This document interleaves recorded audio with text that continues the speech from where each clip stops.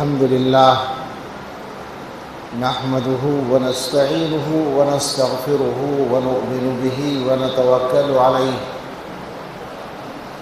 ونعوذ بالله من شرور أنفسنا ومن سيئات أعمالنا من يهده الله فلا مضل له ومن يضلله فلا هادي له ونشهد أن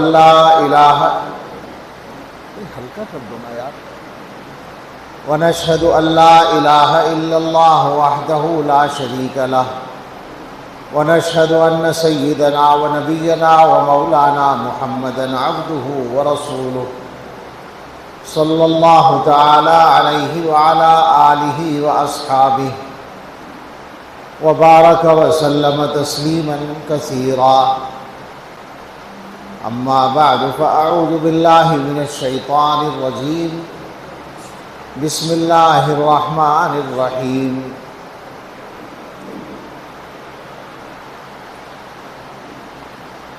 ما كان محمد أبا أحد من رجالكم ولكن رسول الله وخاتم النبيين وكان الله بكل شيء عليما. وقال تعالى: لقد كان لكم في رسول الله أسوة حسنة لمن كان يرجو الله واليوم الآخر وذكر الله كثيرا. صدق الله العظيم. قال رسول الله صلى الله عليه وسلم: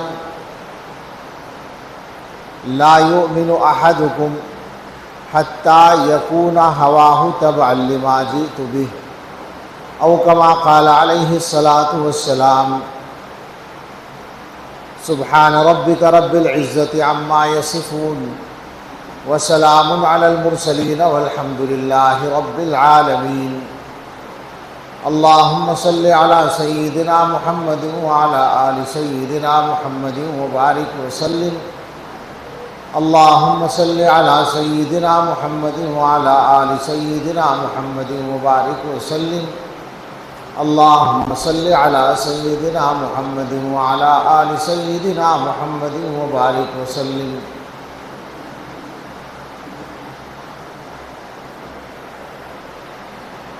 خاک کا ایک ذرہ ذکر مہوشاں کیسے کرے، عشق کے راز نہاں کو وہ عیاں کیسے کرے، مدح آقا کی گدائے بے نشاں کیسے کرے، مشک سے دھوئے زباں کو پھر بیاں ایسے کرے، کشت بیت غم بعشوا ترک نازک پہ کرے، خوش بیانے مہربانے جانے جانے دل برے، نعت کہتا ہوں تیری آقائے من شاہ زمن، نام تیرا کتنا پیارا پاک تن پاکیزہ من، خندرو روشن جبیں غنچہ دہن شیریں سخن، نکہت زلف معنبر پر فدا مشک ختن، یاسمن رشک چمن یاسمن رشک سمن جانے چمن یا جانے من، آشنائے دل ربائے خود نمائے خود سرے، تو ہے بحر بے کراں اور میں ذرا سی آب جو، اے سراپا نور تو ہے دو جہاں کی آبرو، مرحبا صلی علی جانے جہان رنگ و بو، قیصریت تیری آمد سے ہوئی ہے زرد رو، کفر سوزے دل فروزے خوب رو آہستہ خو، پاک دینے پاک بینے خوشتر از ہر خوشترے، اخترے تاباں کہوں یا ایک مہ کامل تجھے، میں کہوں کونوں مکاں کی جان یا پھر دل تجھے، میں سمجھتا ہوں نشان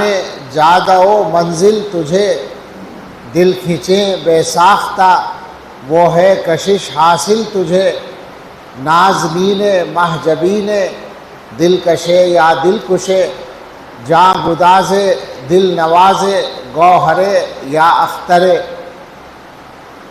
کوچے جانا گئے تو بن کے دیوانہ گئے، بادئے عشق و محبت پی کے مستانہ گئے، صبر آیا جب نہ ہم کو پھر تو روزانہ گئے، نعت یہ پڑھتے ہوئے بے اختیارانہ گئے، سادئے آزادئے مستانئے جانانئے، مست چشمے دیر خشمے طرف زیبا منظرے، اے سراپا خلق تیری ذات ہے ہر دل عزیز، تیرے صدقے میں خدا نے دی ہمیں عقل و تمیز، تیرے در کی خاک ہی سرما بنانے کی ہے چیز، توڑنا دم تیرے در پر جان و دل سے ہے عزیز، بے قرارم اشک بارم سخت زارم اے عزیز، دل برد جاں آورد ہر دم بطرز دیگرے،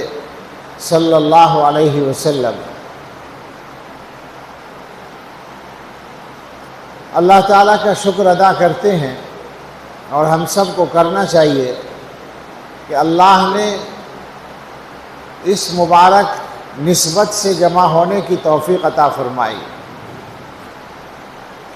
اللہ تعالیٰ اس کو ہم سب کے لیے نافع بنائے اور مبارک فرمائے، اور ہمیں یہاں آنے والی باتوں پر عمل کرنے کی توفیق عطا فرمائے۔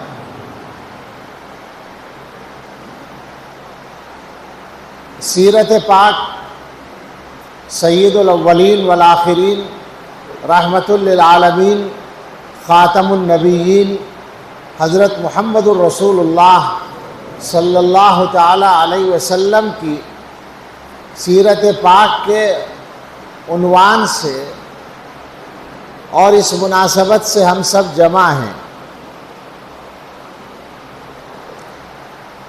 ربیع الاول کا مہینہ ہے، اور اس مہینے میں بے شمار جلسے ہوں گے، جلوس نکالے جائیں گے، نبی پاک صلی اللہ تعالی علیہ وسلم کی ولادت مبارکہ کی خوشی منائی جائے گی، اظہار مسرت ہوگا، اور اس کے لیے طرح طرح کے انداز اپنائے جائیں گے۔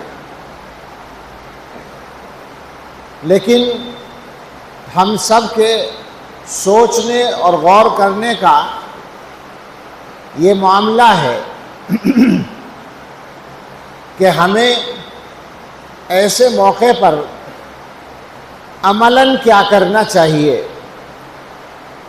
اپنی زندگی میں ہمیں اپنی زندگی میں حضور علیہ الصلاۃ والسلام کی سیرت مبارکہ سے کیا سبق لینا چاہیے۔ دو باتیں اپنی جگہ موجود ہیں اور ثابت ہیں۔ ایک بات تو یہ کہ مسلمانوں کے دلوں میں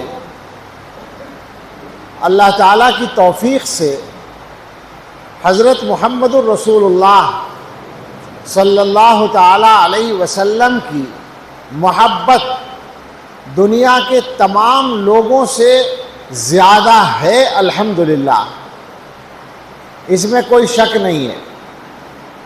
ایک مسلمان اپنی توہین برداشت کر سکتا ہے، کبھی اپنے ماں باپ کی توہین بھی شاید برداشت کر سکتا ہے، اپنے کسی بھی قابل احترام آدمی کی شان میں گستاخی پر خاموش رہ سکتا ہے، مجبوراً ہی صحیح، لیکن حضرت محمد الرسول اللہ صلی اللہ تعالی علیہ وسلم کی شان اقدس میں ذرہ برابر گستاخی اس کو گوارا نہیں ہو سکتی۔ اگر خدا نخواستہ ایسی کوئی بات دنیا والوں کی طرف سے آتی ہے تو الحمدللہ ہر مسلمان اس کی تکلیف کا احساس کرتا ہے، اور جہاں تک حالات اجازت دیں اپنی تکلیف کا اظہار بھی کرتا ہے۔ ویسے بھی مسلمانوں کے دلوں میں حضور صلی اللہ تعالیٰ علیہ وسلم کی ذات سے، آپ کی جگہ سے، آپ کے شہر سے، مکے اور مدینے سے جو محبت پائی جاتی ہے وہ ایسی ہے کہ اس پر کسی باقاعدہ تقریر کی اور دلیل قائم کرنے کی ضرورت نہیں ہے، وہ ہر شخص سے بالا تر ہے۔ یہ تو ایک مسئلہ ہے، ایک بات ہے، ایک حقیقت ہے۔ دوسری حقیقت ایک اور ہے، اور وہ اس سے بھی زیادہ ثابت ہے، اس سے بھی زیادہ صاف ہے، اور وہ یہ کہ حضور علیہ الصلاۃ والسلام کا، حضرت محمد الرسول اللہ صلی اللہ تعالی علیہ وسلم کا جو مقام ہے وہ اس کائنات انسانی میں سب سے بڑا ہے، سب سے اونچا ہے۔ آپ کا نام سب سے بلند و بالا ہے۔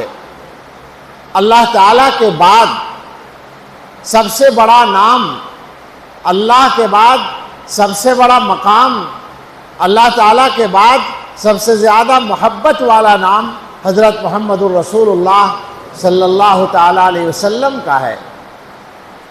اور یہ بات سارے مسلمان اور دنیا والے جانتے ہیں اور مانتے ہیں، اس لیے کہ یہ سچائی ہے۔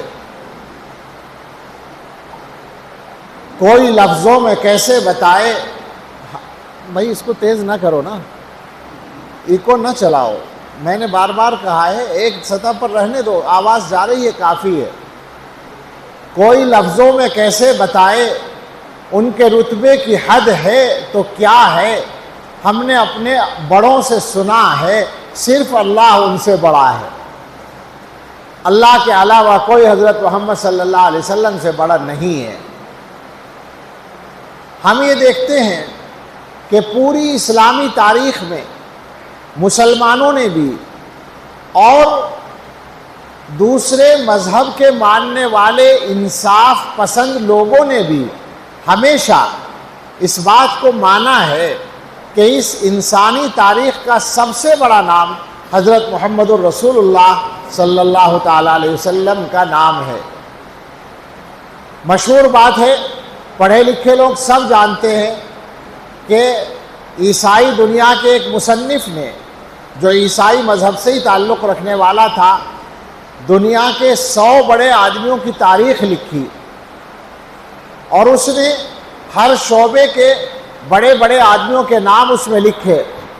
معیار اس نے یہ بنایا تھا کہ دنیا کو اپنی شخصیت سے سب سے زیادہ متاثر کرنے والے لوگ کون ہیں، ان کی ایک لسٹ بنائی 100 آدمیوں کی۔ اس میں انبیاء علیہم السلام بھی ہیں، کئی نبیوں کے نام ہیں، اور ان میں بادشاہوں کے بھی نام ہیں، ان میں سائنسدانوں کے بھی نام ہیں، ان میں لشکروں کے جرنیلوں کے بھی نام ہیں، اور مختلف شعبوں کے سیاستدانوں کے بھی نام ہیں۔ لیکن اس نے اس کتاب میں سب سے پہلا جو نام لکھا وہ لکھا محمد الرسول اللہ صلی اللہ علیہ وسلم، اور اس نے اپنی تمہیدی تحریر میں یہ لکھا کہ ہو سکتا ہے میرے مذہب کے ماننے والے بھائیوں کو، میرے ہم مذہب لوگوں کو اعتراض ہو سکتا ہے کہ میں نے اس کتاب میں سب سے پہلے حضرت عیسیٰ علیہ السلام کا نام کیوں نہیں لکھا، یا حضرت موسیٰ علیہ السلام کا نام کیوں نہیں لکھا۔ تو میں ان سے یہ کہنا چاہتا ہوں کہ میں نے یہ معیار مقرر کیا تھا کہ اپنی شخصیت سے دنیا پر اثر ڈالنے والے لوگ کون ہیں، ان لوگوں میں سب سے بڑا نام جس نے دنیا کو سب سے زیادہ اپنی شخصیت سے متاثر کیا، وہ مجھے محمد الرسول اللہ کا نام ملا۔ ان کے علاوہ ان کے درجے پر اس میدان میں کوئی نہیں ہے، اس لیے میں نے ان کا نام پہلے لکھا۔ مگر ہم اس میں ایک بات اور اپنی طرف سے عرض کریں گے کہ یہ تو اس مصنف کا اپنا معیار تھا کہ اس نے یہ بنایا کہ صاحب دنیا والوں کو اپنی شخصیت سے سب سے زیادہ متاثر کرنے والے لوگوں میں سب سے بڑا نام محمد صلی اللہ علیہ وسلم کا ہے۔ ہم یہ کہتے ہیں، یہ دعویٰ کرتے ہیں، اور ہمیں اس دعوے میں کسی تردید کا ڈر نہیں ہے۔ ہمیں یقین ہے کہ دنیا کا ہر پڑھا لکھا اور ہر انصاف پسند آدمی ہمارے دعوے کو مانے گا۔ ہم یہ دعویٰ کرتے ہیں کہ فقط اس ایک معیار پر نہیں بلکہ دنیا کی جس اچھی سے اچھی صفت میں اور جس خوبی میں تم دنیا کے لوگوں کی اور دنیا کے بڑے لوگوں کی فہرست بناؤ گے، ہر خوبی میں سب سے پہلا نام نکلے گا حضرت محمد الرسول اللہ صلی اللہ تعالیٰ علیہ وسلم کا۔ مثال کے طور پر ہم کہہ سکتے ہیں کہ اگر کوئی آدمی انسانی تاریخ کا مطالعہ کرے اور وہ یہ فہرست بنائے کہ دنیا میں سب سے زیادہ شہرت کن لوگوں نے پائی ہے، سب سے زیادہ مشہور کون لوگ ہیں، سب سے زیادہ فیمس کون لوگ ہیں، اگر وہ 100 آدمیوں کی لسٹ بنائے گا تو اس فہرست میں سب سے پہلا نام ہوگا حضرت محمد الرسول اللہ صلی اللہ تعالیٰ علیہ وسلم کا۔ اگر کوئی آدمی فہرست بنائے اس بات کی کہ دنیا میں اپنے مشن میں سب سے زیادہ کامیاب ہونے والے لوگ کون ہیں اور ان کی لسٹ بنائے تو اس لسٹ کا بھی سب سے پہلا نام ہوگا حضرت محمد الرسول اللہ صلی اللہ تعالیٰ علیہ وسلم۔ اگر کوئی آدمی دنیا کے سب سے زیادہ انصاف کرنے والے لوگوں کی فہرست بنائے گا، وہ دنیا کی تاریخ کا مطالعہ کرے گا اور یہ دیکھے گا کہ کن لوگوں نے سب سے زیادہ دنیا میں انصاف کیا ہے، تو اس فہرست کا بھی پہلا نام ہوگا حضرت محمد الرسول اللہ صلی اللہ تعالیٰ علیہ وسلم۔ اگر کوئی آدمی دنیا میں مساوات اور برابری قائم کرنے والے طاقتور لوگوں کی کوئی فہرست بنائے گا تو اس فہرست کا بھی سب سے پہلا نام ہوگا حضرت محمد الرسول اللہ صلی اللہ تعالیٰ علیہ وسلم۔ اگر کوئی آدمی دنیا میں عورتوں کو ان کا حق دلانے اور عورتوں کو عزت کا مقام دلانے والے بڑے لوگوں کی فہرست بنائے گا تو اس فہرست کا بھی سب سے پہلا نام ہوگا حضرت محمد الرسول اللہ صلی اللہ تعالیٰ علیہ وسلم۔ اگر کوئی آدمی پڑوسیوں کے ساتھ سب سے اچھا سلوک کرنے والے انسانوں کی فہرست بنائے گا تو اس فہرست کا بھی سب سے پہلا نام ہوگا حضرت محمد الرسول اللہ صلی اللہ تعالیٰ علیہ وسلم۔ اگر کوئی آدمی کمزوروں کے ساتھ، یتیموں کے ساتھ، بیواؤں کے ساتھ، غریبوں کے ساتھ اچھا سلوک کرنے والے لوگوں کی فہرست بنائے گا تو اس فہرست کا بھی سب سے پہلا نام ہوگا حضرت محمد الرسول اللہ صلی اللہ تعالیٰ علیہ وسلم۔ اگر کوئی آدمی دنیا کے بہادر لوگوں کی فہرست بنائے گا، دنیا میں سب سے زیادہ جو بہادر لوگ ہوں، نام بہت آتے ہیں بہادری میں، مگر اس بہادری کا مقابلہ کہاں سے ہوگا کہ دشمنوں کا لشکر سامنے ہے اور ساتھ والے منتشر ہو گئے ہیں، 5-6 آدمی آپ کے ساتھ ہیں غزوہ حنین میں، اور آپ چھپنے کے بجائے اعلان کرتے ہیں کہ میں یہاں موجود ہوں، میں محمد یہاں موجود ہوں، انا النبی لا کذب۔ تو بہادروں کی فہرست بنائی جائے گی تو سب سے بڑے بہادر کا نام ہوگا حضرت محمد الرسول اللہ صلی اللہ تعالیٰ علیہ وسلم۔ اور اگر دنیا کے اندر تربیت کرنے والے لوگوں کی فہرست بنائی جائے گی، سکھانے والے لوگوں کی فہرست بنائی جائے گی، انسانوں میں انقلاب لانے والوں کی فہرست بنائی جائے گی تو اس فہرست کا بھی سب سے بڑا اور پہلا نام ہوگا حضرت محمد الرسول اللہ صلی اللہ تعالیٰ علیہ وسلم۔ اور اگر ہم یہ کہیں، یہ بھی کہہ سکتے ہیں اور یقینی بات ہے کہ اگر دنیا کے سب سے خوبصورت انسانوں کی فہرست بنائی جائے گی، حسین ترین لوگوں کی فہرست بنائی جائے گی تو اس فہرست کا بھی سب سے پہلا نام ہوگا حضرت محمد الرسول اللہ صلی اللہ تعالیٰ علیہ وسلم۔ دنیا کا کوئی کمال، دنیا کا کوئی جمال، دنیا کی کوئی بڑائی، دنیا کی کوئی عظمت، دنیا کی کوئی اچھی صفت ایسی نہیں ہے جس میں حضرت محمد صلی اللہ علیہ وسلم سے آگے کوئی انسان گیا ہو۔ یہ دعویٰ ہے اور یہ دعویٰ ثابت ہے، اور یہ دعویٰ، اس دعوے کے پیچھے 1400 برس کی ایک تاریخ ہے اور سیرت پر لکھی ہوئی 2 لاکھ سے زیادہ کتابیں ہیں اور دنیا کے تمام انصاف پسند انسانوں کی گواہی ہے۔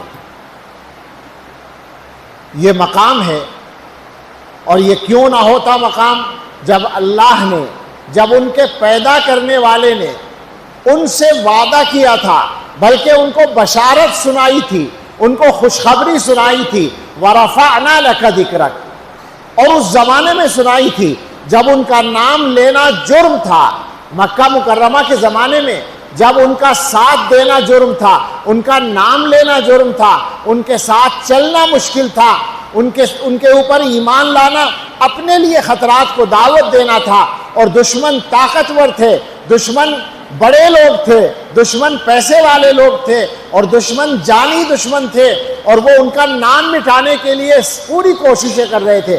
ان حالات میں خالق کائنات نے یہ بشارت دی تھی وَرَفَعْنَا لَكَ ذِكْرَكَ، ہم نے آپ کا ذکر آپ کے لیے بلند کر دیا۔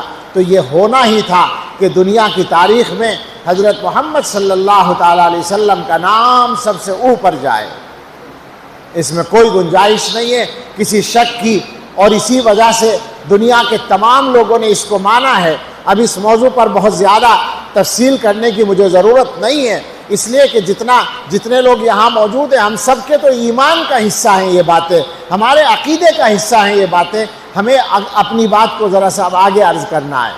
مجھے یہ کہنا تھا، میں نے دو باتیں کہی کہ دو حقیقتیں ہیں، ایک یہ کہ مسلمانوں کو حضور علیہ السلام سے سب سے زیادہ محبت ہے، اور دوسری بات یہ کہ حضور کا جو مقام ہے وہ اس انسانی تاریخ میں سب سے بڑا مقام ہے۔ ٹھیک ہے نا بات؟ یہ دو باتیں ہو گئیں۔ اب اس کے بعد آ جائیں حالات کی طرف، تو مجھے بتائیں یہ صحیح ہوتے ہوئے، یہ سچ ہوتے ہوئے کہ ہمارے دلوں میں حضور کی محبت سب سے زیادہ ہے، اور یہ سچ ہوتے ہوئے کہ حضور علیہ السلام کا مقام کائنات انسانی میں سب سے بڑا ہے، اب مجھے بتائیں کیا یہ سچائی نہیں ہے کہ اس زمانے میں ہم مسلمان جیسی زندگی گزار رہے ہیں صحیح معنی میں وہ زندگی کہلانے کے لائق نہیں ہے؟ کہاں کھڑے ہیں آپ؟ معلوم ہے آپ کو صورتحال یہ ہے کہ اس وقت میں جب حضور علیہ السلام کے ساتھ آپ کے جانثاروں کی تعداد لاکھوں میں نہیں تھی، ہزاروں میں تھی، یعنی تھوڑی تعداد تھی۔ اس زمانے میں اللہ کے رسول صلی اللہ تعالیٰ علیہ وسلم نے فرمایا تھا کہ ایک وقت ایسا آ سکتا ہے یوشک الامم ان تداعى علیکم کما تداعى العاقلۃ الی قصعتها، حضور نے فرمایا ایک وقت ایسا آ سکتا ہے کہ دنیا کی قومیں تمہارے خلاف ایک دوسرے کو اس طرح سے دعوت دیں جیسے کھانا کھانے کے لیے دسترخوان پر بلایا جاتا ہے۔ دسترخوان پر آپ کھانا لے کر بیٹھے ہوں اور کوئی آدمی گزر رہا ہو، آپ اس کو کھانا کھانے کی دعوت دیں کہ آؤ بھائی کھانا کھا لو، تو آپ کو کوئی ڈر تو نہیں ہوتا، کوئی گھبراہٹ تو نہیں ہوتی، بے تکلفی کے ساتھ آپ اپنے دسترخوان پر آنے والے کو دعوت دیتے ہیں۔ بالکل اسی طرح سے دنیا کی قومیں تم مسلمانوں کے ختم کرنے کے لیے ایک دوسرے کو اعلانیہ بلائیں گی، علل اعلان بلائیں گی اور کہیں گی کہ آؤ بھائی ہم ان کو نمٹانے کے لیے چل رہے ہیں۔ ایسا زمانہ آئے گا، یہ حضور نے بتایا آ سکتا ہے۔ ہمارے زمانے میں یہ دیکھ لیا نا، ہم نے نہیں دیکھا ہے؟ اس زمانے میں یہ منظر دیکھا آپ نے یا نہیں دیکھا ہے؟ اللہ اکبر! امریکہ چلتا ہے کہ چلو سارے ممالک ہمارے ساتھ متحدہ فوج بنائیں، ہم افغانستان کو نمٹانے کے لیے جا رہے ہیں، نہیں دیکھا؟ امریکہ چلتا ہے کہ چلو ہمارے ساتھ اقوام متحدہ کی فوج چلے، ہم عراق کو نمٹانے کے لیے جا رہے ہیں، نہیں دیکھا منظر آپ نے؟ کتنے ملکوں کی مثالیں دوں میں؟ سبحان اللہ! بعض لوگ شاید سمجھے نہیں تھے بات، اب تو سمجھ میں آ گئی نا بات۔ یہ منظر جو حضور نے بیان کیا تھا ہم نے اپنے زمانے میں دیکھا اور اس سے پہلے بھی دیکھا گیا، لیکن مجھے یہ بات نہیں کرنی، اصل مضمون یہ نہیں ہے۔ اصل یہ کہنا ہے کہ جب اللہ کے نبی صلی اللہ علیہ وسلم نے یہ بات صحابہ کے سامنے فرمائی تو صحابہ نے کیا کہا؟ ہمارے سامنے آج کہا جا رہا ہے، ہم آسانی سے سن رہے ہیں اس لیے کہ ہم یہ منظر دیکھ رہے ہیں۔ آپ میری بات سمجھ رہے ہیں نا؟ الفاظ سمجھ میں آ رہے ہیں یا نہیں؟ یہ منظر ہم دیکھ رہے ہیں اپنی آنکھوں سے، تو ہم یقین کر رہے ہیں کہ بات صحیح ہے۔ مگر صحابہ کے سامنے جب یہ بات آئی تو ان کی سمجھ میں نہیں آئی کہ ایسا کیسے ہو سکتا ہے. کیوں؟ اس لیے کہ ان کا حال یہ تھا کہ ان کی تعداد 313 ہے تو بدر کے میدان میں فتح کے جھنڈے گاڑ رہے ہیں. ان کی تعداد چند ہزار ہے تو غزوہ خندق میں قربانیاں دے کر ہزاروں کے لشکر کو بھگا رہے ہیں. ان کا حال یہ ہے کہ تبوک کے میدان میں چند ہزار کی تعداد میں جا کر ایک بہت بڑی حکومت کے اوپر روب ڈال کے واپس آ رہے ہیں. تو ان کی سمجھ میں کیسے آ سکتا تھا یہ کہ دنیا کی قومیں بے خوف ہو کر ہمارے خلاف ایک دوسرے کو اس طرح بلائیں گی جیسے کھانے کے لیے ایک دوسرے کو بلایا جاتا ہے. یہ کیسے ہو سکتا ہے؟ لہٰذا انہوں نے پوچھا کہ کیا ہماری تعداد اس دن بہت کم ہو جائے گی؟ اللہ کے نبی صلی اللہ علیہ وسلم نے فرمایا کہ نہیں، تعداد نہیں، تعداد کا معاملہ نہیں، تعداد تو بہت زیادہ ہوگی مگر تمہارے اندر کمزوری آ جائے گی اور تمہارے دشمن کے دل سے تمہارا رعب ختم ہو جائے گا. کمزوری کیا ہوگی؟ دنیا کی محبت اور موت سے گھبراہٹ، اور دشمن کے دلوں سے رعب ختم ہو جائے گا. لہذا دنیا والے تم سے ڈریں گے نہیں. اس حدیث کو سامنے رکھ کر اور صحابہ کی کیفیت کو سامنے رکھ کر ایک بات اور سن لیں. اسلامی تاریخ میں بہت سارے نمونے ہیں مگر ایک نمونہ چھوٹا سا تاریخ کے صفحات میں لکھا ہوا ہے. حضور علیہ الصلاۃ والسلام کے 1000 سال کے بعد کا، یعنی حضور کو صحابہ کو دنیا سے گئے ہوئے تقریباً 1000 سال ہو گئے، اس وقت کا ترکی میں خلیفہ ایک سلطان گزرا ہے سلیمان اعظم.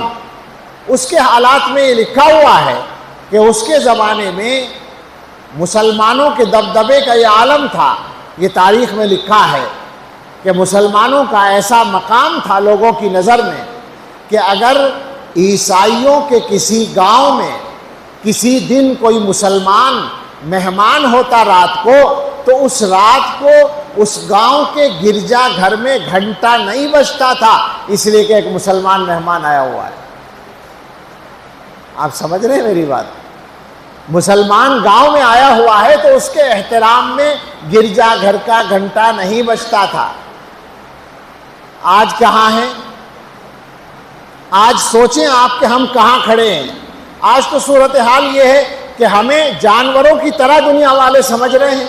ہمارا کوئی مقام نہیں ہے. ہمارے پاس آبادی ہے.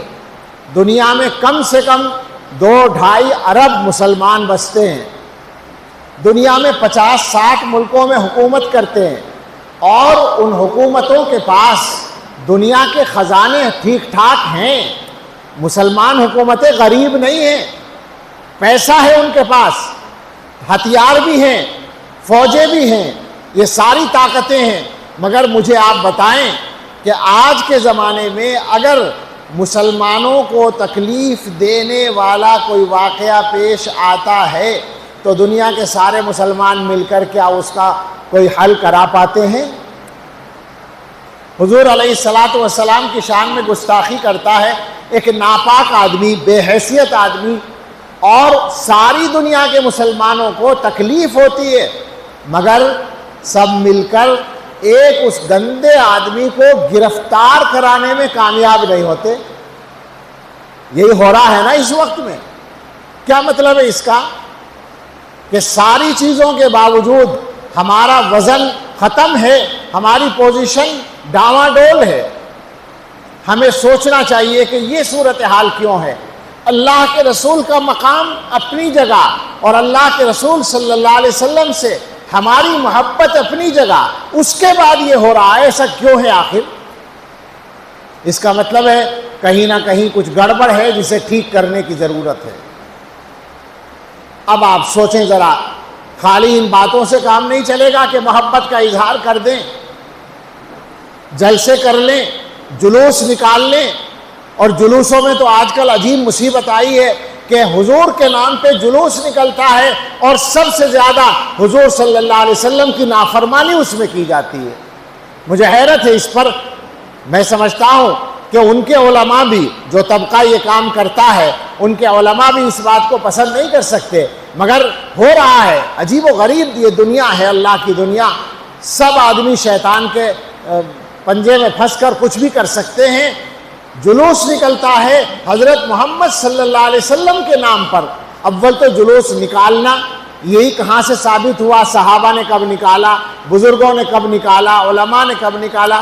لیکن اگر آپ نکال ہی رہے ہیں تو اس میں شریعت کے خلاف کام کرنے کا کیا مطلب ہے؟ حضرت محمد صلی اللہ علیہ وسلم کو ناراض کر رہے ہیں آپ یا راضی کر رہے ہیں؟ لیکن ہم اس سے آگے بڑھ کر یہ بات کہتے ہیں کہ جو کچھ بھی آپ اپنی محبت کا اظہار کر رہے ہوں، آپ کو غور یہ کرنا ہے کہ آپ کی حیثیت کیا ہے اور آپ کا حال کیا ہے، اور جو آگے مستقبل آ رہا ہے وہ کیا ہے۔ حال یہ ہے کہ آج کے زمانے میں، ذرا معاف کیجیے گا اگر کوئی بات کڑوی ہو، میں پہلی بار حاضر ہوا ہوں، ضروری کچھ باتیں کہہ دینا چاہتا ہوں۔ خالی جذبات سے کام چلنے والا نہیں ہے، ہمیں اپنے آپ کو بدلنے کے بارے میں سوچنا پڑے گا۔ حالات یہ ہیں، ایک تو ہندوستان بھر کا آپ جائزہ لے لیں، جا کر ساری دنیا کو چھوڑیں، اپنے ملک کا جائزہ لیں، جہاں جہاں مسلمان آباد ہیں۔ اب میں گویا پورے یقین کے ساتھ کہتا ہوں، اس لیے کہ مسلسل میں اس پر یوں کہہ سکتا ہوں کہ ریسرچ کر رہا ہوں۔ 6-7 سال میں جہاں کہیں جانا ہوا، ہندوستان کے اکثر صوبوں میں جانا ہوا ہے، جہاں کہیں جا کر دیکھا اور پوچھا ہے، مسلمان سودی قرضے میں مبتلا ہیں۔ میں پوچھ چکا ہوں، آپ کے یہاں بھی ہے؟ نہیں آپ کے یہاں؟ مجھے بتائیں، سودی قرضے میں جو لوگ پھنسے ہوئے ہیں وہ ترقی کیسے کریں گے جب اللہ کے نبی کی، وہی پیغمبر صلی اللہ علیہ وسلم، وہی محمد صلی اللہ علیہ وسلم جن کے نام پہ آپ جمع ہیں، وہ لعنت بھیج رہے ہیں سود دینے والے پر بھی اور لینے والے پر بھی۔ جب ان کی لعنت آئے گی تو کیا وہ لعنت جھوٹی ہے؟ جب لعنت آئے گی تو حالات کیسے ٹھیک ہوں گے؟ تفصیل نہیں کرنے کا موقع ہے، آگے بڑھتے ہیں۔ پورے ہندوستان میں جا کر جائزہ لے لو، جو ہمیں معلوم ہے وہ یہ ہے کہ آبادی کے اعتبار سے نشہ مسلمانوں میں زیادہ ہے۔ کیا مطلب ہے اس کا؟ ایک آدمی کلمہ پڑھتا ہے، حضرت محمد صلی اللہ علیہ وسلم کا نام لینے والا ہے، اور وہ نشہ کرتا ہے اور غیروں سے زیادہ کر رہے ہیں۔ کیا مطلب ہے اس کا؟ کہاں کھڑے ہو اور سمجھ رہے ہیں کہ ہم ٹھیک ہیں؟ کیسے کام چلے گا؟ اور وہ کوئی باہر کے لوگ نہیں ہیں، آپ کے گھروں کے اندر رہنے والے لڑکے ہیں، بچے ہیں، عورتیں ہیں، لڑکیاں ہیں، ہر شعبے میں جا رہا ہے۔ میں ویسے نہیں بول رہا ہوں، پوری معلومات کی بنیاد پر میں بات کر رہا ہوں، اور آپ کو بھی پتا ہے۔ اور حالات یہ ہیں کہ یہ مسلمان جو حضرت محمد صلی اللہ تعالی علیہ وسلم کے نام پر سر دھن سکتا ہے، اس کی اتنی ہمت نہیں ہے کہ روزانہ اٹھ کر صبح کو فجر کی نماز ادا کر لیا کرے یا 5 نمازیں پڑھ لیا کرے۔ اس کے ایمان کے اندر یہ طاقت نہیں ہے۔ مسلمانوں میں پابندی سے نماز پڑھنے والوں کی تعداد 10% بھی نہیں ہے۔ وہ نماز جس کو ہر مسلمان کو پڑھنا ضروری ہے، اس کو پڑھنے والے 10% بھی نہیں ہیں۔ 90% سے زیادہ مسلمان نماز چھوڑ رہے ہیں، اور حضور سے محبت ہے۔ کیا مطلب ہے اس کا؟ آخر سوچیں ذرا۔ اس کے علاوہ اور مزید حالات کی طرف آئیں تو اب صورتحال یہ ہے، اور اس صورتحال نے تو ہمیں سچی بات ہے سر جھکا کے رکھ دیا ہے ہمارا۔ بڑی آسانی کے ساتھ ہمارے جوانوں کا، لڑکوں اور لڑکیوں کا ایمان جا رہا ہے۔ غلط کہہ رہا ہوں میں ہی یہ بات کہہ سکتا ہوں، آپ کے سامنے میں بیٹھا ہوں۔ 25 سال پہلے، 30 سال پہلے ہم تقریر کرتے تھے، اور جوشیلی تقریر کرتے تھے، اور لوگوں سے یہ بات کہتے تھے کہ مسلمان اپنا ایمان نہیں چھوڑتا۔ ہم شاید ہم سے غلطی ہوئی، ہم فخر کرتے تھے اس بات پر کہ مسلمان چاہے جیسا ہو ایمان نہیں چھوڑ سکتا۔ مسلمان مرتد نہیں ہو سکتا. یہ میں بیٹھا ہوں آپ کے سامنے، میں کہتا تھا، اور آج میرا سر جھکا ہوا ہے اس لیے کہ مجھے ہر علاقے اور ہر جگہ جا کر یہ رپورٹیں سننے کو ملتی ہیں کہ مسلمان ایمان چھوڑتا ہے. کیا مطلب ہے اس کا؟ اس کا مطلب یہ ہے کہ مسلمان کے دل میں ایمان کی کوئی قدر و قیمت نہیں ہے. وہ مسلمان جو ایک ذرا سی دوستی کے لیے ایک لڑکی یا لڑکے کے چکر میں پڑ کر، جو کوئی ایسا مسئلہ بھی نہیں تھا، مسلمان کے ساتھ بھی ہو سکتی تھی شادی، مگر محض اپنی خواہش نفسانی یا کسی دباؤ یا لالچ میں آ کر اپنے ایمان سے ہاتھ دھو رہا ہے، اس مسلمان کو کیسے مانے کہ یہ مسلمان حضرت محمد صلی اللہ علیہ وسلم سے محبت رکھنے والا ہے؟ میں بات ساری کر رہا ہوں حضور کی محبت ہی کے واسطے سے، اس لیے کہ میں نے پہلے کہا کہ حضور کی محبت اپنی جگہ سچی ہے. اس کے بعد یہ کیوں ہو رہا ہے؟ آخر مسلمان کا مقام تو یہ تھا جو عبداللہ ابن حذافہ نے روم کے بادشاہ کو کہا تھا، جو ان کا ایمان ختم کرانا چاہتا تھا. انہوں نے انکار کر دیا تھا اور وہ ان کو سزا کے لیے بھیج رہا تھا. میں لمبا واقعہ پورا نہیں سنا رہا ہوں، ان کا جملہ سنانا چاہتا ہوں کہ جب اس نے ان سے پوچھا تھا کہ کیا تم ہماری سزا سے ڈر کر رو رہے ہو، تو انہوں نے فرمایا تھا کہ نہیں، میں اس لیے رو رہا ہوں کہ آج ایمان کی وجہ سے میں اپنی جان اللہ کی راہ میں قربان کرنے جا رہا ہوں. رونا یہ سوچ کر آ رہا ہے کہ کاش میرے بدن کے ہر بال کے بدلے میرے پاس ایک جان ہوتی اور میں اس کو اللہ کی راہ میں قربان کرتا. یہ مسلمان کا مقام تھا. اور آج کا مسلمان چند پیسوں کے لالچ میں اور کسی لڑکی یا لڑکے کے لالچ میں اپنا ایمان چھوڑتا ہے. سارے مسلمانوں کے لیے ڈوب مرنے کا مقام ہے. سچی بات ہے، ہم تو شرمندہ ہیں. ہم سچی بات ہے کہ سر اٹھانے کے لائق اپنے آپ کو نہیں سمجھتے. اس دنیا والوں کے سامنے ہم کیسے کہیں گے کہ اسلام سب سے سچا مذہب ہے؟ بالکل سچا مذہب اسلام ہے.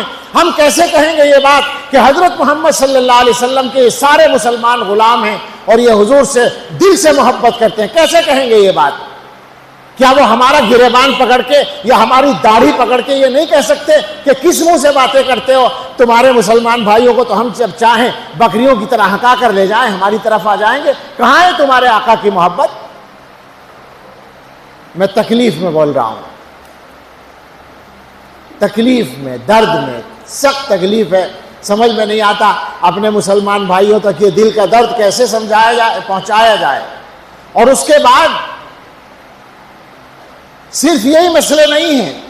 یہی مسلمان جو نام لیتا ہے حضرت محمد صلی اللہ علیہ وسلم کا، کیسے یہ بات ہوتی ہے کہ کوئی آ کر اس کو یہ بتائے کہ حضرت محمد صلی اللہ علیہ وسلم کے بعد بھی ایک نبی پیدا ہوا غلام احمد قادیانی نام کا، اور یہ مسلمان اس کا چارہ بھی بن جاتا ہے، اس کو بھی ماننا شروع کر دیتا ہے. انہی مسلمانوں میں سے قادیانیوں کو اپنے ماننے والے مل جاتے ہیں. یہ کیسے ہوتا ہے؟ مجھے میرا سوال ہے، جواب چاہیے.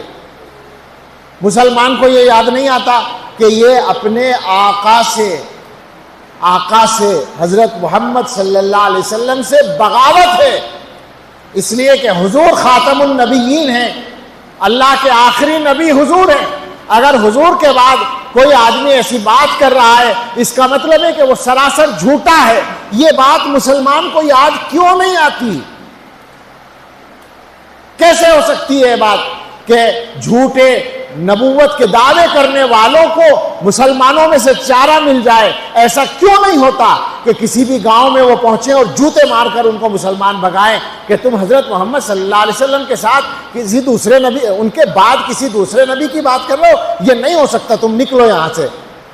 نہیں، یہ نہیں ہو رہا. ان کو بھی چارہ مل رہا ہے. آپ کے علاقے میں بھی اور ہر علاقے میں ایسے لوگوں کے ماننے والے موجود ہیں اور مسلمانوں میں سے ملتے ہیں. وہ غیروں میں سے نہیں آتے، وہ مسلمانوں میں سے آتے ہیں. آخر کیا ہو رہا ہے؟ کہاں کھڑا ہے مسلمان؟ کیسے چلے گا یہ کام؟ کیسے چلے گی یہ گاڑی؟ کیسے زندہ رہیں گے؟ کیسے عزت ملے گی؟ حضرت محمد صلی اللہ تعالی علیہ وسلم کی محبت کے دعووں کے ساتھ یہ صورتحال چلنے والی نہیں ہے جناب. بدلنا پڑے گا، بدلنا پڑے گا. اور ساری دنیا جہاں تک بات پہنچتی ہے، لیکن اصل تو آپ سامنے بیٹھے ہیں. آپ سب آج کے اس جلسے سے نعرے لگاتے ہوئے نہ جائیں، ایک پیغام لے کر جائیں. ہمیں بالکل یہ نہیں چاہیے. میں نے تو الحمدللہ آ کر دیکھا کہ ہمارے چلنے کے لیے قالین پر پھول ڈالے گئے، میں نے اس پر قدم نہیں رکھا. یہ پھولوں کی ناقدری ہے. بچوں نے جذبات میں ڈال دیے ہوں گے، منتظمین نے مجھ سے معذرت کی کہ انہوں نے ہمارے پوچھے بغیر ڈال دیے، لیکن یہ بات غلط ہے. پھول نہیں ڈالا کرو پیروں میں، کوئی ضرورت نہیں ہے. پھولوں کی یہ ناقدری ہے. پھول پیروں سے مسلنے کے لیے نہیں ہے. حضور کی یہ سنت نہیں ہے، حضور کا یہ طریقہ نہیں ہے. ہماری تعریف کو چل رہی تھی، ہم نے اس کو روک دیا. ان باتوں سے کچھ ہونے والا نہیں ہے. ہم تعریف کے قابل ہیں کب؟ ہماری حیثیت کیا ہے؟ اور پھر یہ کہ جب ہمارے ہوتے ہوئے مسلمانوں کا ایمان جا رہا ہو تو ہم لوگ کس پوزیشن میں ہیں اور کہاں ہماری عزت ہے اور کیا ہماری سربلندی ہے؟ کچھ بھی تو نہیں ہے. تو بھائیو، نعرے لے کر نہیں جانا ہے، داد دینے کی ضرورت نہیں ہے، بدلنے کا پیغام لے کر جانا ہے. طے کر کے جائیے آج سے کہ اپنے علاقے میں، اپنے گھروں میں انقلاب لانا ہے. حالات بہت خراب ہیں، حالات اچھے نہیں ہیں، اور ہر پہلو سے حالات گڑبڑ ہیں. میں آج دن میں مستورات کے مجمع میں کچھ بیان کر رہا تھا، تو میں وہاں یہ بات کہہ رہا تھا کہ ہمارے جو گھروں کے حالات ہیں وہ بھی ایسے ہیں کہ ہر گھر میں بے سکونی ہے. کہیں شوہر نے بیوی کو پریشان کر رکھا ہے، کہیں بیوی نے شوہر کو پریشان کر رکھا ہے، اور دونوں اگر ٹھیک ہیں تو ماشاءاللہ ساس موجود ہے ان کا کام نمٹانے کے لیے. انہوں نے زندگی کا ناطقہ بند کر رکھا ہے. کیا ہو رہا ہے آخر؟ آپ بتائیں، یہ ہو رہا ہے یا نہیں؟ گھروں کے اندر بے سکونی ہے یا نہیں؟ حضرت محمد صلی اللہ تعالیٰ علیہ وسلم کے ماننے والے لوگوں کے گھروں میں ایسا کیوں ہوتا ہے؟ سوال یہ ہے. حضور علیہ الصلاۃ والسلام کی زندگی سے کوئی مطلب ہی نہیں ہے، بس خالی حضور کا کلمہ پڑھ لیا کافی ہے. حضور علیہ السلام کے گھروں میں جھانکو، کتابوں میں پڑھو، سیرت کی کتابیں دیکھو تو پتہ چلے گا کہ آپ کا جو معاشرت میں سب سے بڑا پیغام ہے وہ یہ ہے کہ انصاف کرو، کسی کے ساتھ ناانصافی نہ کرو، اور ہر ایک کا حق ادا کرو. ہمارے معاشرے میں جو عام مزاج ہے، میں آج کل یہ بات کہتا ہوں، یہاں بھی کہہ دیتا ہوں، جب گھروں کے اندر کوئی بات ہوتی ہے، یہ وہ لوگ بتائیں گے جن کے بچوں کی شادیاں ہو گئی، بڑی عمر والے لوگ، بیٹا اور بہو آپ کے ساتھ رہتے ہیں. اگر بیٹے اور بہو میں کوئی اختلاف ہوتا ہے تو ذرا ایمانداری سے بتائیے، آپ ہمیشہ کس کا ساتھ دیتے ہیں؟ گھروں میں کس کا ساتھ دیتے ہیں ماں باپ؟ بہو کا یا بیٹے کا؟ بیٹے کا ہمیشہ. اور جہاں بیٹی گئی ہے وہاں اگر کوئی بات ہو تو ہمیشہ کس کا ساتھ دیتے ہیں؟ بیٹی کا. یہ انصاف ہے؟ مجھے بتائیے، یہ انصاف ہے؟ کیا ایسا ہو سکتا ہے کہ ایک آدمی ہمیشہ غلط ہو اور ایک آدمی ہمیشہ صحیح ہو؟ ایسا ہو سکتا ہے؟ نہیں ہو سکتا. مگر ہمارے گھروں میں یہ چل رہا ہے. بڑی بڑی داڑھیوں والوں کے گھروں میں چل رہا ہے، بڑے بڑے نمازیوں کے گھروں میں چل رہا ہے، بڑے بڑے لیڈروں کے گھر میں چل رہا ہے، بڑے بڑے قوم کے خادموں کے گھر میں چل رہا ہے. ہر گھر میں یہی ہو رہا ہے. ناانصافی، اسی کو تو ناانصافی کہتے ہیں. حضور کا پیغام یہ تھا، قرآن کا پیغام یہ تھا کہ دشمن کے ساتھ بھی ناانصافی نہیں کرنی ہے، اور یہاں گھر کے بچوں کے ساتھ ناانصافی ہو رہی ہے. اس سے بڑھ کر یہ حال بھی ہے کہ سگی اولاد، ایک بیٹا پیسے والا ہے، ایک بیٹا کمزور ہے، ان بیٹوں میں اختلاف ہوتا ہے تو ابا جان کا ووٹ پیسے والے بیٹے کے ساتھ ہوتا ہے. نہیں ہوتا ایسا؟ یہ سچائی نہیں ہے، یہ ہنسنے کی باتیں نہیں ہیں، یہ رونے کی باتیں ہیں. ان باتوں نے مسلمانوں کے معاشرے کو تباہ کیا ہے. ان کاموں کے کرنے کے بعد ہم اپنے آپ کو مسلمان یا حضور کا عاشق کیسے کہہ سکتے ہیں؟ مجھے بتائیے. ہے ہمارا منہ یہ کہنے کا؟ اور ہر معاملے میں یہی صورتحال ہے. رشتہ داروں کے ساتھ، پڑوسیوں کے ساتھ مسلمانوں کا کردار تو بالکل الگ ہوتا تھا. حضرت محمد الرسول اللہ صلی اللہ تعالیٰ علیہ وسلم سے محبت ہے تو حضور کے گھروں کا مطالعہ کرو تو پتہ چلے گا کہ وہاں کس طرح انصاف ہوتا تھا، کس طرح دلجوئی ہوتی تھی، کس طرح ایک دوسرے کا خیال رکھا جاتا تھا۔ یہاں تو صورتحال یہ ہے کہ غصہ آیا اور سارا معاملہ گڑبڑ، غصے میں سارے غلط فیصلے غصے میں کیے جاتے ہیں، غصے کو برداشت کرنا نہیں جانتے، اور کوئی راز نہیں ہے، ناراض نہ ہو مسلمان۔ کیا مسلمانوں کے کاروبار ایمانداری سے چل رہے ہیں؟ بتائیں مجھے سیدھی سیدھی بات۔ دنیا بھی سنتی ہے مگر دنیا ہم سے زیادہ جانتی ہے۔ ایک مولانا صاحب نے مجھ سے کہا، وہ کاروبار کرتے ہیں، کہنے لگے کہ ہمارا کاروبار ہندو بھائیوں کے ساتھ ہے۔ تو ایک ہندو بیوپاری کہنے لگا کہ مولانا صاحب تم تو ہماری طرح ایمانداری سے ہی کام کرتے ہو، بالکل، یعنی تعریف کر رہا ہے وہ ہندو، تعریف کر رہا ہے کہ مولانا صاحب تم تو ہماری طرح ایمانداری سے کام کرتے ہو۔ مطلب یہ ہے کہ عام طور سے مسلمان ایسا نہیں کرتے۔ کیا غلط کہہ رہا ہے وہ؟ سچائی نہیں ہے؟ کیا ایسے تجربے روزانہ نہیں ہوتے کہ اپنے مسلمان بھائی کے ساتھ پارٹنرشپ میں پیسہ لگایا اور کچھ دنوں کے بعد پتہ چلا کہ پیسہ ڈوب گیا؟ کس نے ڈبویا؟ زیادہ تر 99% کیس کس کے ہیں؟ اپنوں ہی کے ہیں نا، مسلمان بھائیوں ہی کے ہیں نا۔ اور ویسے بھی جا کر بازار میں دیکھ لو، اخلاق کا کیا عالم ہے، سامان کی کوالٹی میں کیا معاملہ ہے، وعدہ پورا کرنے میں ہم کس معیار پر ہیں، سچائی ہمارے اندر کتنی ہے، یہ سب کچھ تو بدلنا پڑے گا نا۔ دنیا میں اگر عزت کے ساتھ جینا ہے، عزت کے ساتھ رہنا ہے اور عزت کے ساتھ مرنا ہے تو راستہ فقط ایک ہے، اور وہ راستہ ہے حضرت محمد الرسول اللہ صلی اللہ تعالی علیہ وسلم کا۔ ہم حالات سے پریشان ہیں، بے شک پریشان ہونے کے لائق حالات ہیں۔ میں یہ نہیں کہتا کہ کوئی ہمارے جو دشمن ہیں وہ کچھ نہیں کر رہے، بے شک وہ بھی بہت کچھ کر رہے ہیں، مگر سوال یہ ہے کہ دشمن نے کب نہیں کیا؟ کون سا زمانہ ہے جب دشمن نہیں تھے ہمارے؟ حضرت محمد صلی اللہ علیہ وسلم کے کیا دشمن نہیں تھے؟ میرا خیال ہے کہ جیسے سخت، جیسے خطرناک ان کے دشمن تھے، ایسے تو ہمارے نہیں ہیں۔ وہ تو سر عام ان کے خاندان اور رشتہ دار ہونے کے باوجود، ان کے شہر کے ہونے کے باوجود ان کے لیے اتنے خطرناک تھے۔ ان دشمنوں کے ہوتے ہوئے حضرت محمد صلی اللہ تعالی علیہ وسلم نے اپنا کام کیا۔ تو یہ کوئی مسئلہ نہیں ہے، اصل مسئلہ یہ ہے کہ ہم کمزور ہیں، ہم نے اپنے آپ کو خراب کر رکھا ہے، ہم اپنے معیار پر قائم نہیں ہیں۔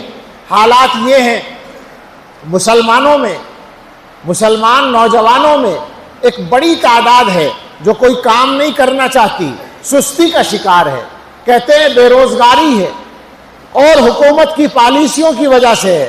ہو سکتا ہے کچھ معاملہ پالیسیوں کا ہے یقیناً، لیکن کیا سارے لوگوں کو، سارے ہندوؤں کو روزگار مل جاتا ہے حکومت کی طرف سے؟ نہیں ملتا نا، تو سارے مسلمانوں کو کیسے مل جائے گا؟ محنت تو خود کرنی پڑے گی۔ محنت کا یہ عالم ہے جو سچائی اب بالکل آنکھوں سے نظر آ رہی ہے کہ ہم رات کو، اگر میں سچ کہتا ہوں یہ بات بھی ہندوستان کے الگ الگ علاقوں میں سب جگہ دیکھ لی، رات کو اگر 10 بجے 11 بجے غیروں کے علاقے سے گزرنا ہوتا ہے تو سناٹا ملتا ہے، سو چکے ہوتے ہیں لوگ، کوئی دکان کھلی ہوئی نہیں ملے گی، ان کا بازار بند ہوگا۔ اور اپنے علاقوں سے رات کے 1 بجے اور 2 بجے بھی اگر گزر ہوتا ہے، جہاں ہماری میجورٹی ہے، جہاں ہم زیادہ ہیں، تو اللہ کے فضل سے چکن کی دکانیں کھلی ہوئی ہوں گی اور چکن فرائی کرا کر وہاں کچھ لوگ داد عیش دے رہے ہوں گے رات کے 1 بجے اور 2 بجے۔ شرم کی بات ہے، یہ کوئی مزے کی بات نہیں ہے۔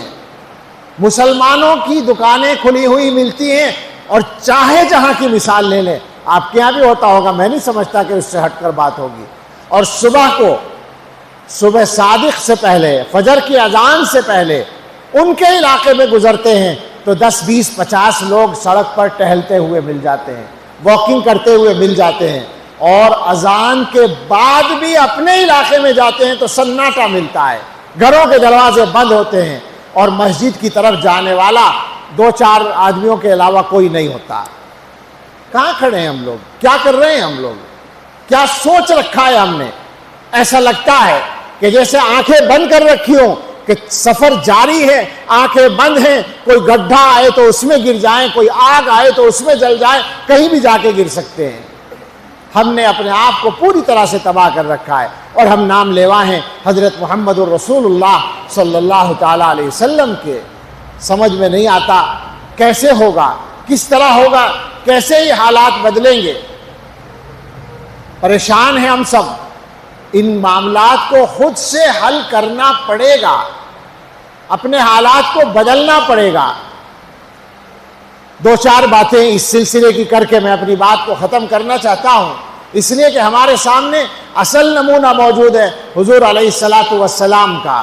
جب آپ سے محبت ہے تو آپ کی سنت پر کیوں نہیں آتے بھائی؟ کیا یہ ڈرتے ہو کہ حضور کی سنت پہ چلیں گے تو شاید کام نہیں بنے گا؟ تم مجھے بتاؤ کہ حضرت محمد صلی اللہ علیہ وسلم سے زیادہ کامیاب کوئی انسان دنیا کی تاریخ میں ہوا ہے کبھی؟ جب وہ سب سے زیادہ کامیاب ہیں تو طریقہ تو انہی کا ہوگا جو کامیابی کا ہوگا، اس سے ہٹ کے کامیابی کیسے ملے گی؟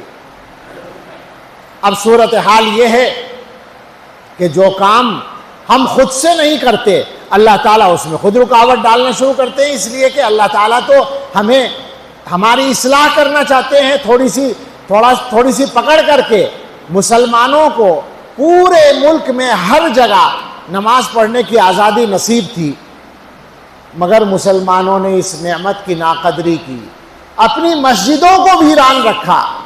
تو اب کیا ہو رہا ہے؟ مسجدیں ہاتھ سے جا رہی ہیں، نہیں جا رہی ہیں؟ پورے ملک میں جا رہی ہیں، حکومت لے جا رہی، چھین رہی ہے، یا فلاں چھین رہا ہے۔ نہیں، یہ اللہ کے حکم سے ہو رہا ہے، اس لیے کہ تم اپنی مسجدوں کی قدر نہیں کرتے ہو۔ اللہ بے نیاز ہے۔ تم نے یہ سمجھ رکھا ہوگا کہ ہم مسلمان ہیں تو ہر معاملے میں اللہ تعالیٰ ہماری مدد کرے گا، کوئی مجبوری نہیں ہے اللہ میاں کی۔ اللہ کی ذات بے نیاز ہے۔ اللہ کی بے نیازی پر نظر کریں اور اپنے حالات کو سدھاریں۔ آج صورتحال یہ ہے کہ قدم قدم پر نمازیں پڑھنے میں رکاوٹ ہوتی ہے۔ کیسی کیسی جگہوں پر ہم نے نمازیں پڑھی ہیں، ان علماء سے پوچھو۔ اس مجمع میں بھی ایسے لوگ ہوں گے جو جماعت وغیرہ میں جاتے ہوں گے، انہوں نے نمازیں کہاں کہاں پڑھی ہیں، ٹرینوں کے اندر، اسٹیشنوں پر، ہوائی اڈوں پر، ہوائی جہازوں کے اندر، سب جگہ نمازیں بے تکلف پڑھی گئی ہیں، اور آج کسی کھلی جگہ میں نماز پڑھنا جرم بن گیا ہے۔ کس نے بنوایا یہ؟ ہمارے بے نمازی ہونے نے۔ ہم نے نمازوں کا اہتمام نہیں کیا، اللہ کی بے نیاز ذات نے ہم سے آسانی لے لی۔ میں یہ بات کہتا ہوں، ذرا اس کو سمجھ کے یاد رکھیے گا، شریعت پر عمل کرنا یہ ہم سب کی ذمہ داری ہے، اور اس کی آسانی یہ اللہ کی نعمت ہے، اور اللہ کی نعمت کی اگر ناقدری ہو تو اللہ تعالیٰ کبھی کبھی نعمت کو کم بھی کر دیتے ہیں، واپس بھی لیتے ہیں۔ جب شریعت پر عمل کرنے کی آسانی نہیں رہے گی، ہم جیسے لوگ کیا کریں گے؟ آخر کیسے چلیں گے شریعت پر؟ اللہ کی ذات بے نیاز ہے۔ مجھے اپنی بات کو سمیٹنا چاہیے۔ ایک حدیث مجھے یاد آ گئی جو میں عام طور سے اس سال ہر جگہ بیان کرتا ہوں، تو یہاں بھی مناسب ہے کہ وہ بحدیث بیان کر کے میں اپنی بات ختم کروں۔ حضرت ابو ذر غفاری رضی اللہ تعالیٰ عنہ کی حدیث ہے، وہ رسول اللہ صلی اللہ تعالیٰ علیہ وسلم سے نقل کرتے ہیں، اور وہ اللہ تعالیٰ سے نقل کرتے ہیں۔ حضور صلی اللہ علیہ وسلم ہر چیز اللہ تعالیٰ کی طرف سے بیان کرتے ہیں، مگر کچھ حدیثیں وہ ہیں جو الفاظ بھی گویا اللہ کی طرف سے بولے جاتے ہیں، وہ حدیث قدسی کہلاتی ہے، جیسے اللہ تعالیٰ اپنے بندوں سے بات کر رہے ہیں، ایسی حدیث ہے۔ فرمایا اللہ تعالیٰ اپنے بندوں سے مخاطب ہو کر فرماتے ہیں، یا عبادی انی حرمت الظلم علی نفسی وجعلتہ بینکم محرما فلا تظالموا۔ اے میرے بندو، میں نے اپنی ذات پر ظلم حرام کر رکھا ہے، اور تمہارے آپس میں بھی ظلم کو حرام کیا ہے، تو ایک دوسرے پر ظلم نہ کیا کرو۔ بات یہاں سے شروع ہوئی ہے۔ اللہ تعالیٰ نے اپنے اوپر حرام کیا، حالانکہ اللہ تعالیٰ اگر چاہیں تو جو چاہے وہ کر سکتے ہیں، کوئی پوچھ نہیں سکتا۔ اور وہ ظلم بھی نہیں ہوگا، اس لیے کہ اللہ تعالیٰ مالک ہیں، مالک کو اختیار ہوتا ہے جو چاہے کرے، مگر اللہ تعالیٰ کہتے ہیں کہ جس کو تم ظلم سمجھتے ہو میں وہ نہیں کرتا، لیکن میں یہ چاہتا ہوں تم بھی آپس میں ایک دوسرے پر ظلم نہ کیا کرو، فلا تظالموا، ایک دوسرے کے ساتھ ظلم نہ کرو، انصاف سے کام لو۔ انسانوں سے کہہ رہے ہیں، سارے انسانوں سے، ایسا نہیں ہے انصاف فقط مسلمانوں کے ساتھ کرنا ہے، سب کے ساتھ کرنا، ہر مذہب کے ساتھ کرنا ہے، انسانوں کے ساتھ انصاف کرنے کی عادت ڈالو، یہ اللہ تعالیٰ کا حکم ہے۔ اور اس کے بعد اللہ تعالیٰ نے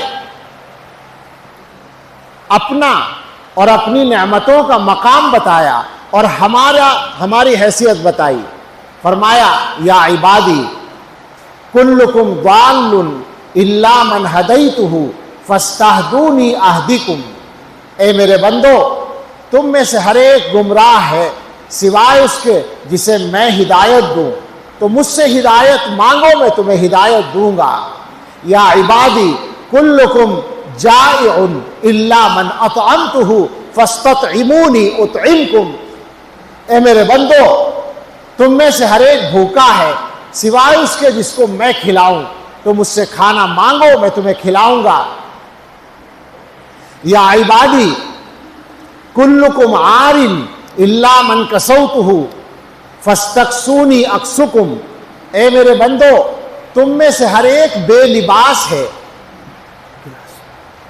تم میں سے ہر ایک بے لباس ہے سوائے اس کے جسے میں کپڑا پہناؤں، مجھ سے لباس مانگو میں تمہیں لباس پہناؤں گا۔ یا عبادی انکم تخطئون باللیل والنہار وانا اغفر الذنوب جميعا فاستغفرونی اغفر لکم، اے میرے بندو ادھر دیکھیے، وہ میرے لیے پانی لینے گئے، آپ کیا دیکھ رہے ہیں؟ اس میں کیا انوکھی بات ہے؟ چھوڑ دو اسے۔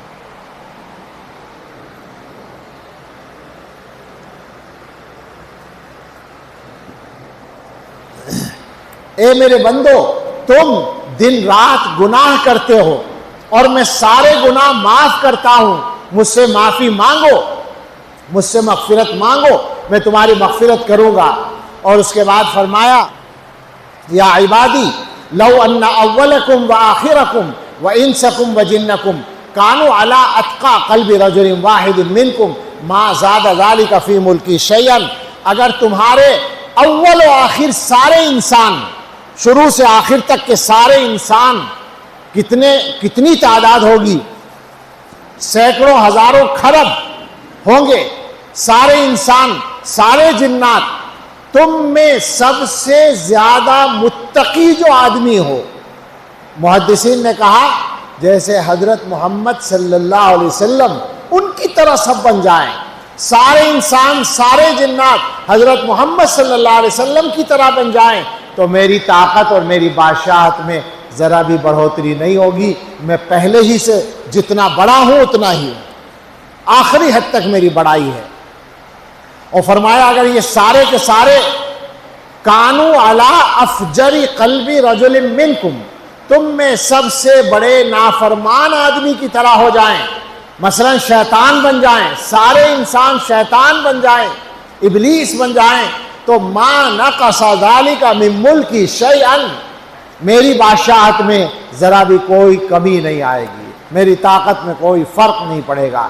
اور پھر فرمایا اگر یہ سارے کے سارے قاموا فی صعید واحد، اول و آخر جن و انس سب کے سب ایک میدان میں کھڑے ہو جائیں، کسی بڑے میدان میں جو دنیا زمین سے بھی بڑا ہوگا، اور مجھ سے مانگیں، فسألونی، مجھ سے سوال کریں، فأعطیت کل واحد مسألتہ، اور جو شخص بھی جو کچھ مانگے میں اس کو دے دوں، سارے لوگوں کو ان کی خواہش پوری کر دوں، تو ما نقص ذلک مما عندی، اس سب کو دینے کی وجہ سے میرے پاس جو خزانے ہیں ان میں اگر کمی کہو تو ایسی کمی آئے گی کما الا کما ینقص المخیط اذا ادخل البحر، ایسی کمی کہ جیسے سمندر میں ایک سوئی ڈال کر نکال لی جائے تو سمندر کا پانی کتنا کم ہوگا۔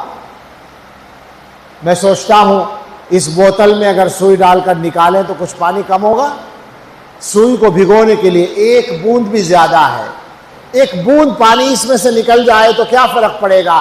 سمندر میں اگر سوئی ڈال کر نکالے تو کوئی فرق پڑنے والا نہیں ہے۔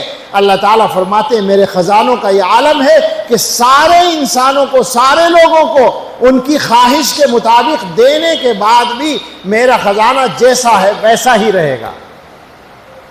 اور فرمایا آگے یا عبادی انما ہی اعمالکم احصیہا علیکم فاوفیہا ایاکم۔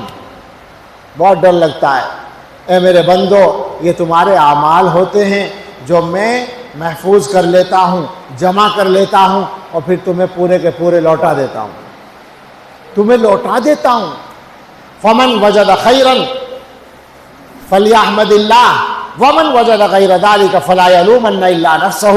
تو جو آدمی کوئی خیر پائے، بھلائی پائے، تو اسے چاہیے کہ اللہ کی حمد کرے، اللہ کی تعریف کرے، اللہ کا شکر کرے، اور جو خیر کے علاوہ کچھ پائے فلا یلومن الا نفسہ، تو اپنے علاوہ کسی کو ملامت نہ کرے۔ اس سے آپ اندازہ کریں اس حدیث سے کہ ہماری کیا حیثیت ہے اور اللہ تعالیٰ کا مقام کیا ہے۔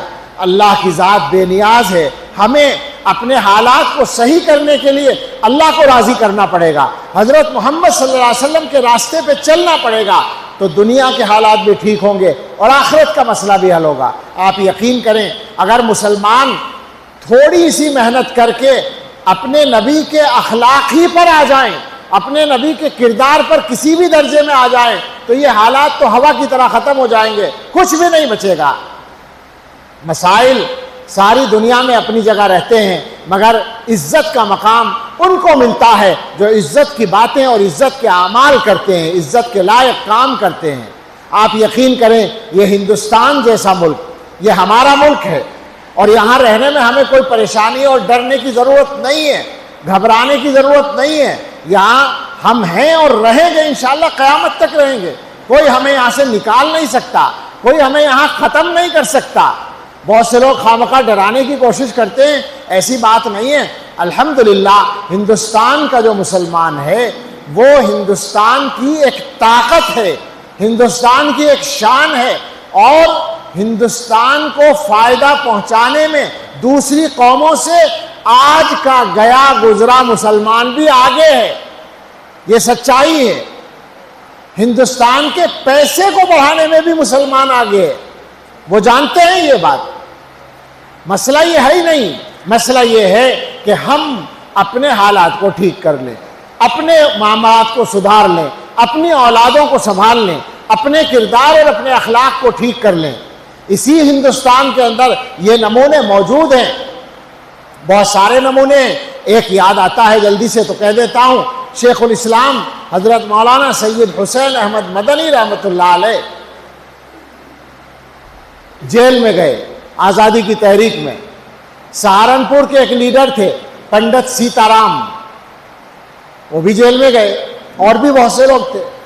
پنڈت جی کا تعلق حضرت سے پہلے سے تھا تو وہ بیٹھا کرتے تھے ساتھ میں، لیکن 2-3 دن کے بعد ایک دن اچانک پنڈت جی نے چپکے سے جیلر سے بات کی اور اپنی بیرک شفٹ کرا لی، دوسری بیرک میں چلے گئے۔ حضرت کو پتہ نہیں تھا، حضرت نے دیکھا پنڈت جی کا بستر غائب ہے تو انہوں نے پوچھا بھائی پنڈت جی کہاں گئے؟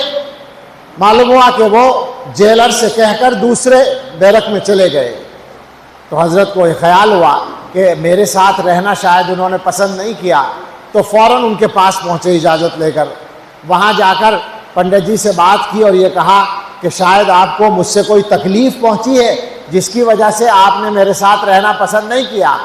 تو پنڈت جی ہنس کے کہنے لگے مولانا ایسا نہیں ہے، بات یہ ہے کہ آپ کے ساتھ 2-3 دن رہ کے اندازہ ہو گیا کہ اگر 2-4 دن اور رہ گیا تو مسلمان بھی ہونا پڑے گا،